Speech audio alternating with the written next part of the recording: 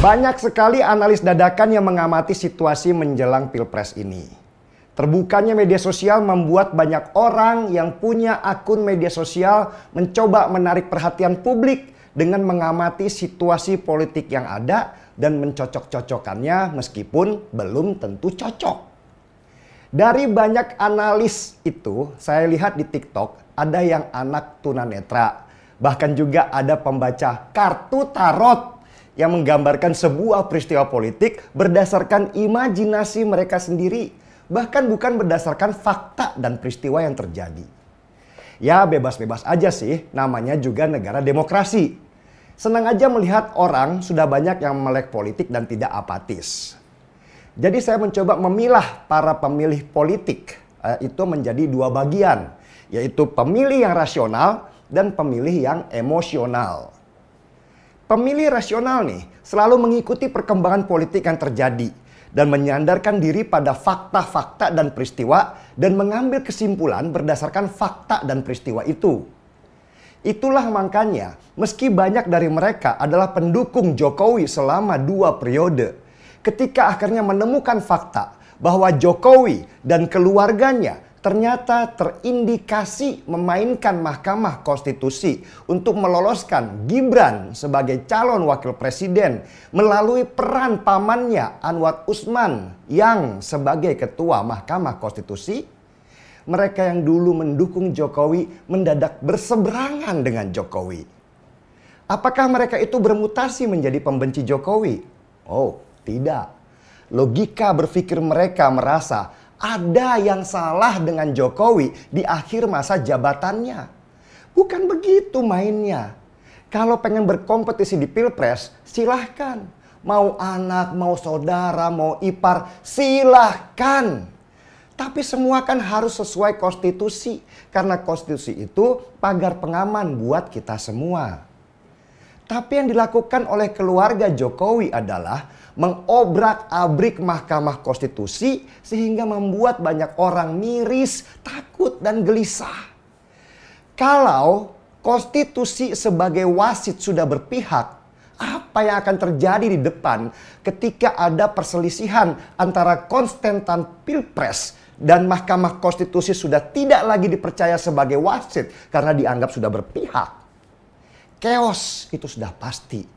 Kerusuhan di mana-mana karena wasit sudah tidak lagi dipercaya. Dan ini kerugian buat negeri yang sedang membangun ini. Kerugian yang sangat besar sekali. Bisa jadi malah seperti kejadian tahun 98 ketika Indonesia menjadi bara api. Ini yang ingin dihindarkan banyak orang sehingga para pakar hukum, para budayawan, para hakim, para akademisi berteriak bahwa ketidakpercayaan pada Mahkamah Konstitusi itu adalah bencana besar yang akan datang. Orang yang memprotes Jokowi ini bukan para pembenci Jokowi. Justru banyak dari mereka dulu mengawal Jokowi selama 2 periode.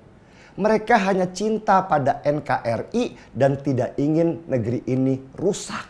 Tetapi difitnah sebagai pembenci Jokowi.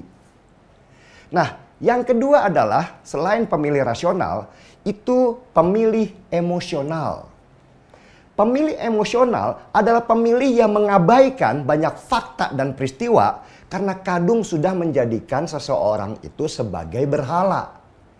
Cinta buta pada sosok Jokowi membuat banyak pemilih emosional ini akhirnya main tuding seenaknya kepada yang protes terhadap Jokowi.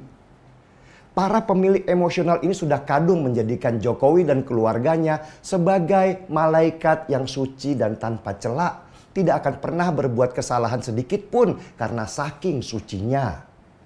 Jadi mereka buta akan masalah kerusakan di Mahkamah Konstitusi dan menganggap bahwa rusaknya putusan di Mahkamah Konstitusi itu adalah hal yang wajar dan lumrah karena itu dilakukan oleh keluarga Jokowi. Pemilih emosional ini banyak di-feeding atau dikirimkan teori-teori konspirasi yang memang sengaja disiapkan untuk membutakan mata mereka sekaligus untuk meredam kerusakan yang terjadi di Mahkamah Konstitusi. Akhirnya muncullah teori konspirasi yang banyak dipercaya oleh para pemilih emosional. Seperti Jokowi sakit hati sama Bu Mega. Gibran dikorbankan demi keselamatan bangsa. Jokowi sedang bermain catur demi terciptanya persatuan bangsa. Ya sejenis-jenis gitulah. Logika berpikir mereka tertutup oleh rasa cinta yang menjadikan Jokowi seperti berhala. Sehingga akal mereka tidak lagi bekerja dan hanya emosi yang bicara. Ketika ada orang seperti saya dan banyak teman lain yang teriak, "Woi, Pak Jokowi yang tercinta, jangan ciptakan politik dinasti yang merusak Mahkamah Konstitusi." Kami dituduh membenci Jokowi. Bahkan ketika para guru besar ilmu administrasi negara dan tata negara memprotes apa yang terjadi di Mahkamah Konstitusi, para guru besar itu dituding membenci Jokowi, bahkan dituduh buzzer PDI Perjuangan. Gila kan? Gila memang.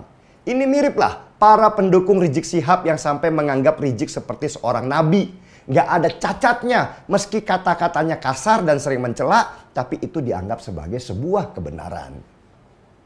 Jokowi itu memang pemain catur yang hebat. Saking hebatnya bermain, tingkat kepuasan orang pada dirinya mencapai 80%. Tapi pujian yang terus-menerus pada diri Jokowi bahwa dia adalah pecatur yang hebat, sebenarnya adalah kelemahan dirinya. Saya baru sadar bahwa Jokowi itu tahan banget dengan cacian dan makian, tetapi lemah dengan pujian. Pujian itulah yang membuatnya melakukan kesalahan besar karena kakinya jadi tidak menapak ke bumi. Saya jadi ingat pepatah, ribuan cacian membuatmu bertahan, tapi cukup dengan satu pujian itu seperti racun yang mematikan. Kasihan sebenarnya saya melihat Jokowi sekarang. Tapi itu adalah resiko yang dia pilih. Dan kita lihat apakah permainan catur Jokowi sehebat dulu. Atau kali ini langkah dia mati karena terlalu percaya diri. Karena di atas langit masih ada langit. Jokowi pecatur hebat sampai ada orang yang datang mengalahkan langkah-langkahnya. Seruput dulu kopinya kawan.